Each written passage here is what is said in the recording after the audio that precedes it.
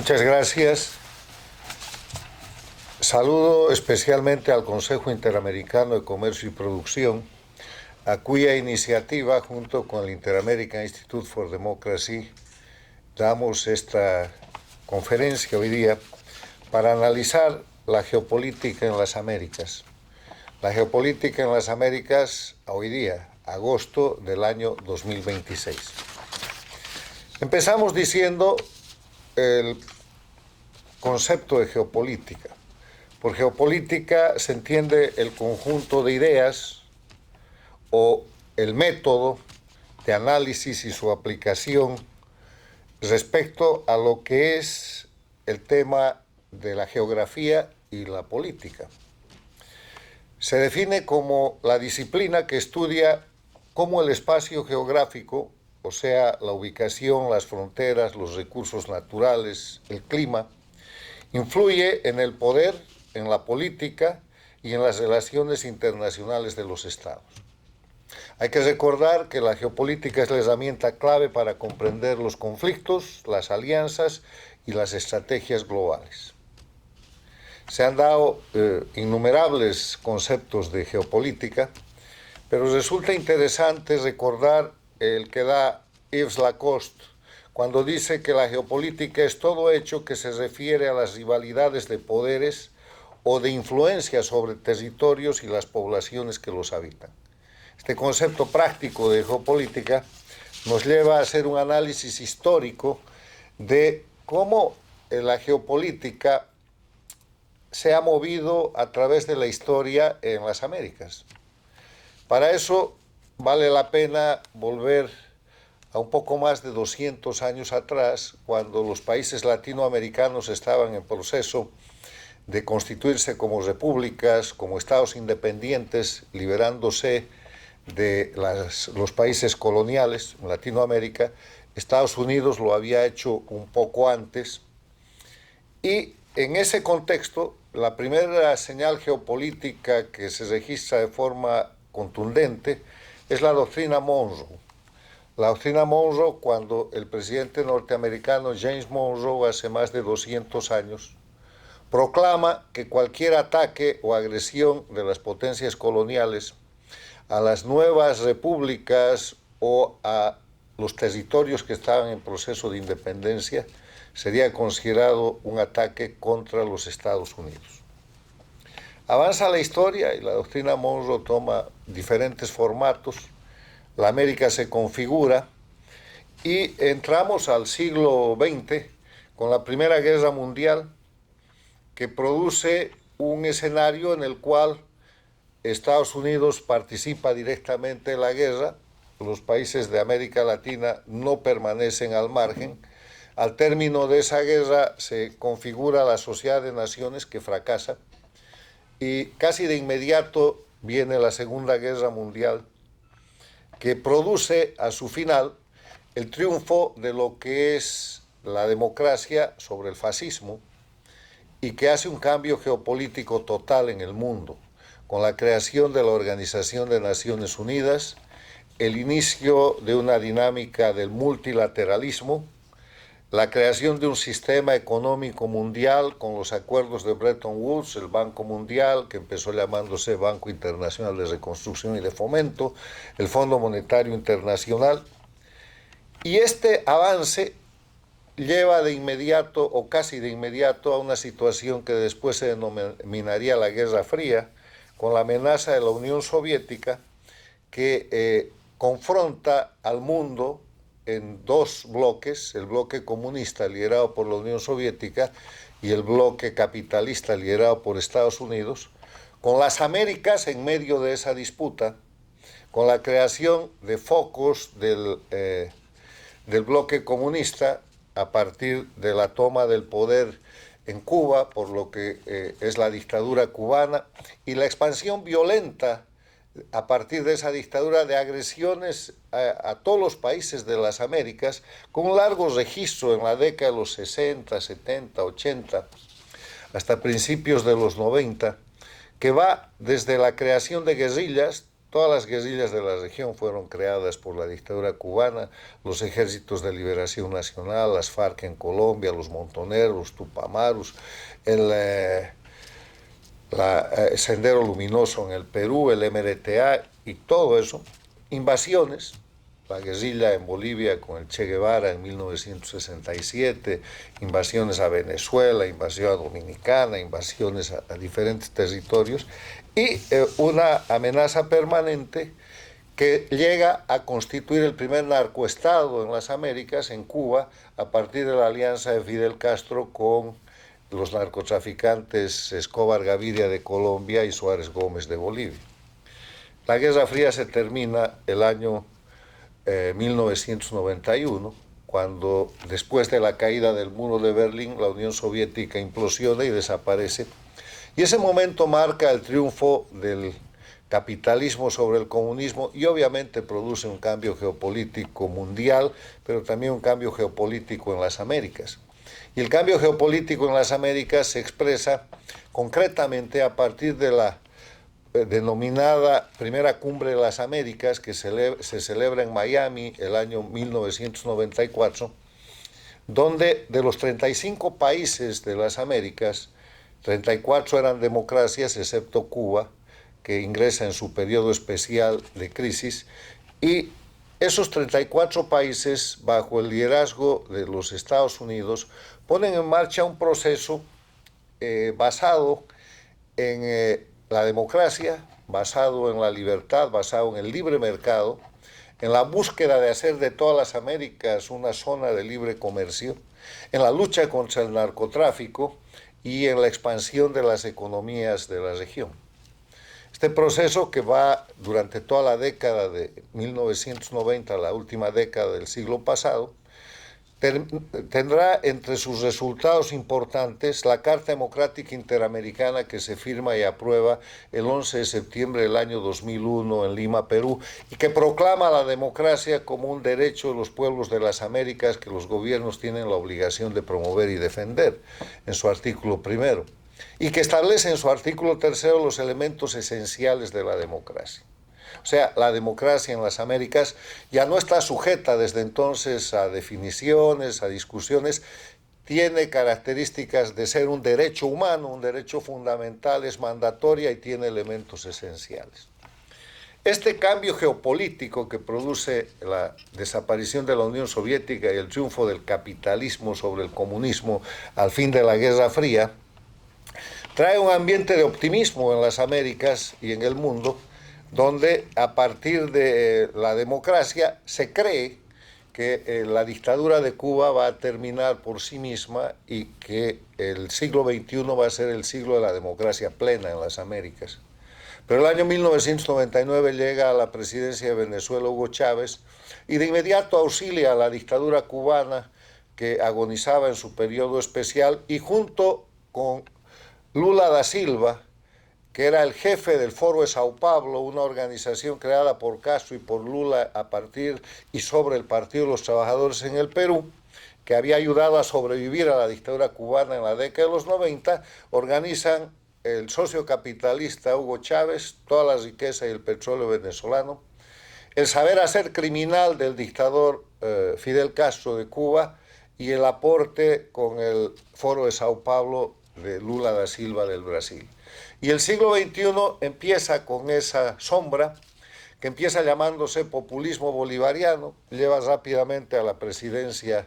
del Brasil a Lula. Ese populismo bolivariano evoluciona y hoy día se llama socialismo del siglo XXI. El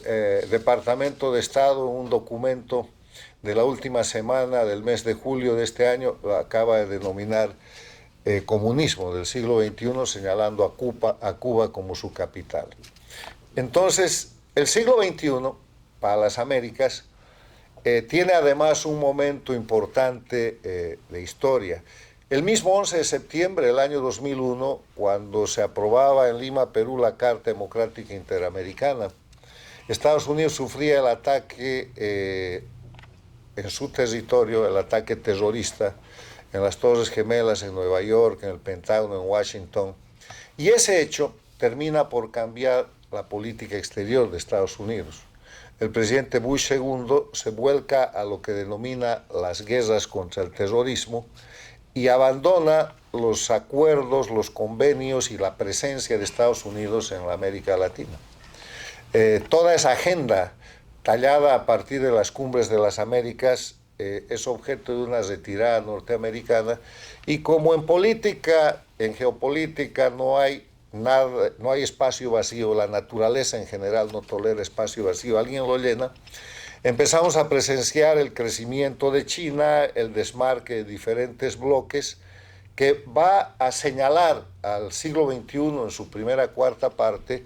en unas Américas que tienen las siguientes características. Primero, el crecimiento del sistema dictatorial cubano a través de su expansión, creando dictaduras en Venezuela,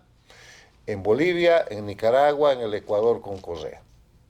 Segundo, en el marco de ese crecimiento, a partir de la jefatura de Cuba y Venezuela,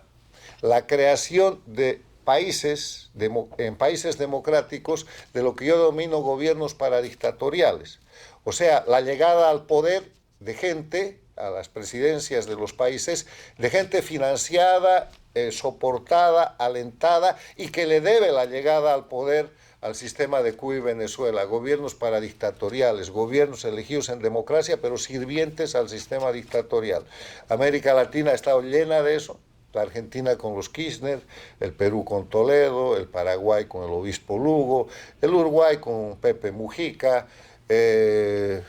Ecuador tuvo una dictadura con Correa, Colombia con Petro, de Chile se acaba de ir hace poco Boric, Centroamérica copada también de esa manera, el más notable gobierno paradictatorial, el de México con López Obrador y ahora con Sheinbaum, y obviamente el Brasil. Entonces eso produce, el primer elemento, expansión de las dictaduras. Segundo elemento, creación de gobiernos paradictatoriales, produce un liderazgo que se reconoce precisamente en Panamá el año 2015, en la Cumbre de las Américas, cuando el presidente de Estados Unidos, Barack Obama, reconoce el liderazgo del dictador cubano Raúl Castro, pocos meses antes de reabrir relaciones diplomáticas entre Estados Unidos y Cuba. La tercera característica de este tiempo es, ante el abandono norteamericano, el gran crecimiento de dictaduras extracontinentales que utilizan como plataforma estas dictaduras de Cuba, el sistema del socialismo del siglo XXI, para no solamente hacer una penetración estratégicamente geopolítica, sino para hacer una penetración económica que también es geopolítica. Ahí tenemos a la China, tenemos a Rusia, tenemos a Irán. La característica más importante, sin duda, es la penetración económica china, con la construcción y el desarrollo de grandes proyectos en diferentes países de las Américas, de Latinoamérica, y con una influencia política creciente que hace que la China se constituya en algunos países, como el Perú, como el Brasil, en uno de los socios económicos principales. En ese contexto, la geopolítica de la primera cuarta parte de este siglo es una geopolítica que define un eje de confrontación, que es el eje de confrontación de las dictaduras contra las democracias en las Américas. Y ese eje de confrontación marca a las dictaduras con un elemento que no puede ser ignorado, que es la creación de los narcoestados.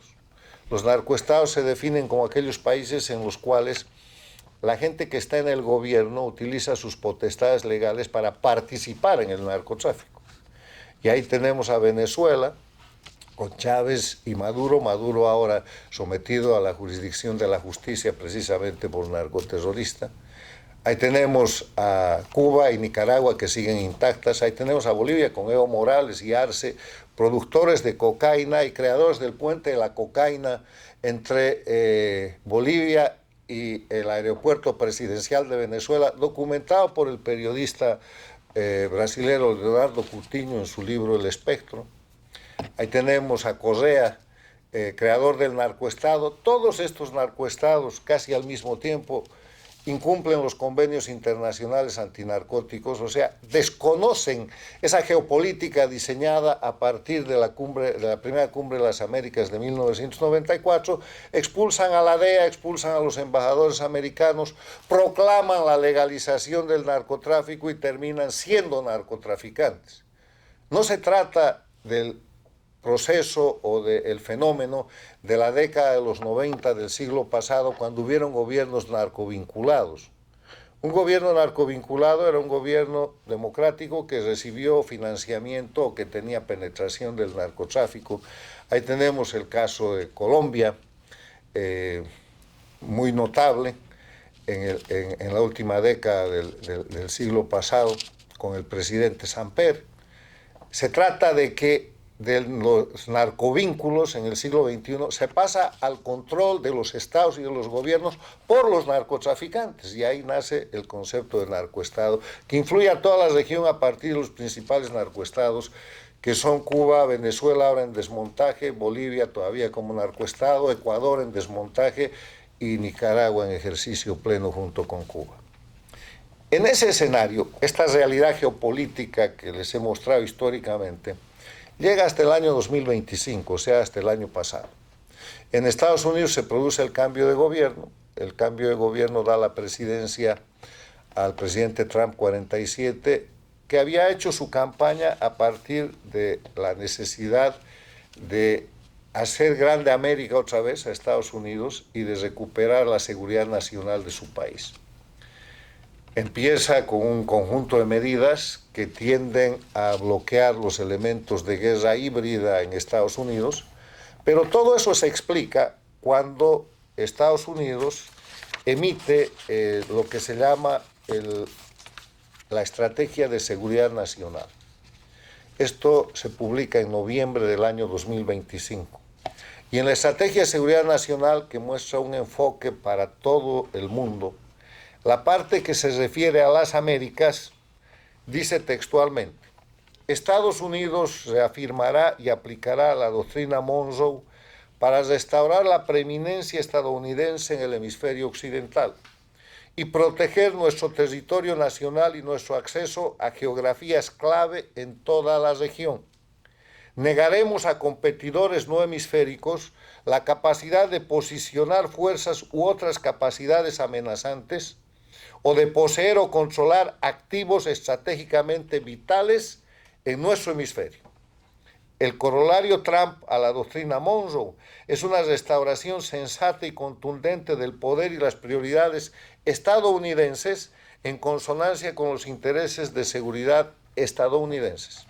Eso es textual. Este principio, esta proclama que define no solamente la política interna, sino la política exterior de los Estados Unidos, explica los cambios geopolíticos que ya se habían producido entre enero y noviembre del 2025 y los que se están produciendo ahora y los que se van a producir. Porque textualmente este documento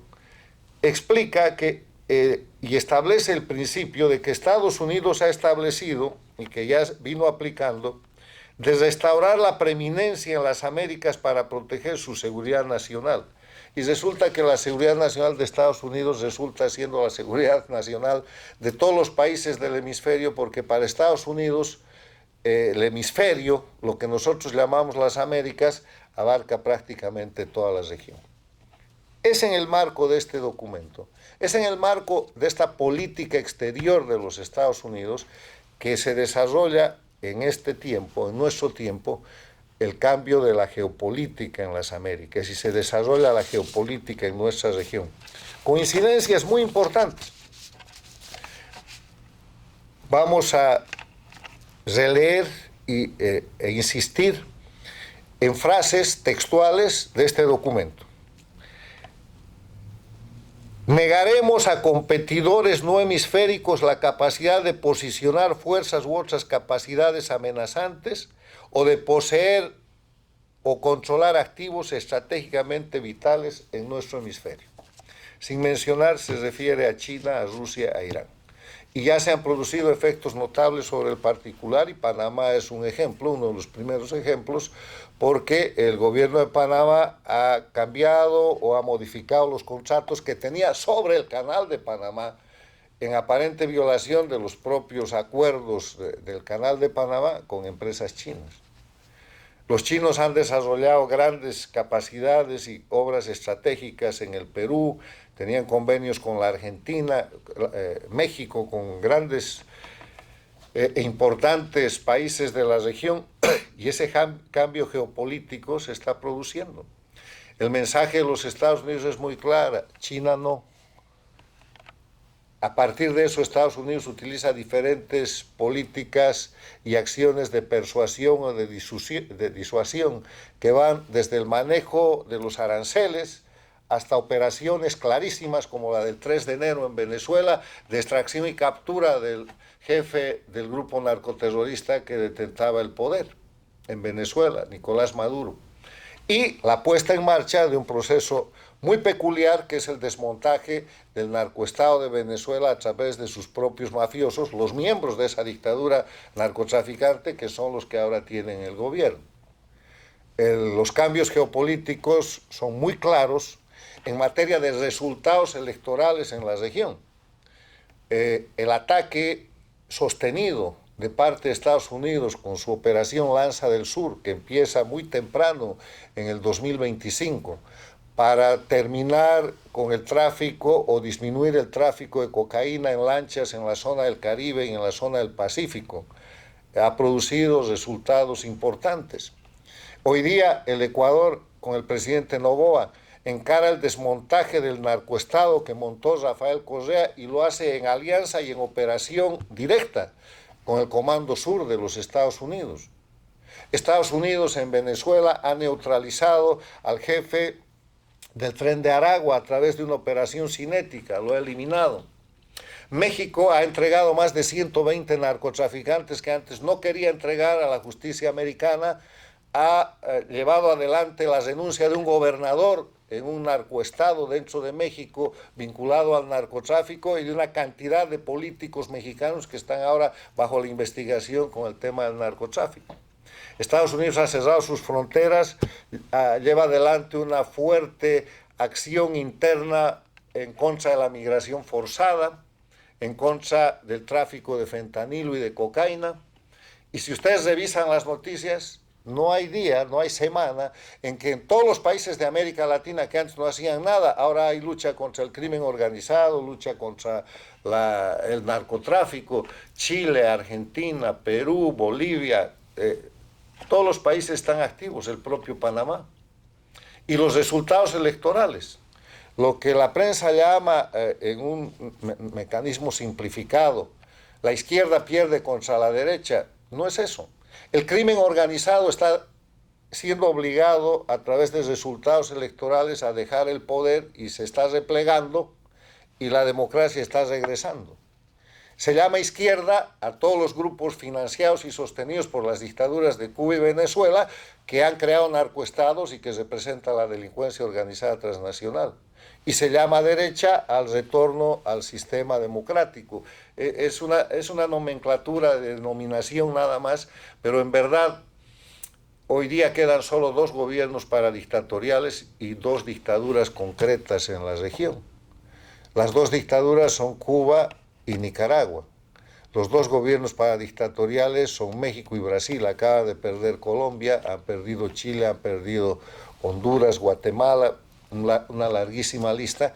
Y quedan 2 países en diferente nivel de desmontaje de los narcoestados y de las dictaduras. El Ecuador muy avanzado y Bolivia paralizada con un nuevo gobierno que tiene que definir si va a ser continuista en el marco del narcoestado plurinacional o va a producir el cambio.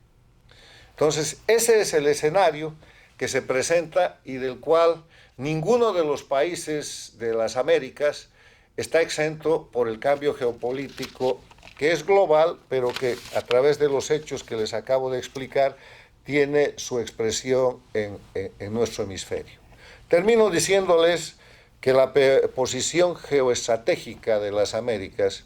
que la importancia de Latinoamérica, radica no solamente en el posicionamiento geográfico, como el tema del Canal de Panamá, que es un punto estratégico de la geopolítica global, sino en los recursos naturales, minerales estratégicos, hidrocarburos, biodiversidad, energías renovables, agricultura y alimentos, que a partir del cambio de la Estrategia de Seguridad Nacional de los Estados Unidos, están señalando que no pueden ser objeto de posicionamiento de fuerzas, capacidades, activos estratégicamente vitales por parte de gobiernos o de regímenes de dictaduras extracontinentales como las de China, Rusia e Irán. Es ahí donde se está moviendo el curso de la historia. Ese es el cambio geopolítico, estamos viviendo ese momento, está pasando, está sucediendo y vamos a ver suceder más cosas y vamos a ver además en el ámbito internacional una priorización del bilateralismo y una disminución del multilateralismo por parte de la política, por influencia de la política exterior norteamericana y un crecimiento de países, de gobiernos en los cuales se defiende la libertad y la democracia y se vuelve a tal vez la situación de la década de los 90 o a una situación mucho más avanzada en el marco de la revolución tecnológica que estamos viviendo. Ese es el tema de la geopolítica en las Américas y les agradezco mucho su atención y dejo a los comentaristas sobre la materia. Gracias.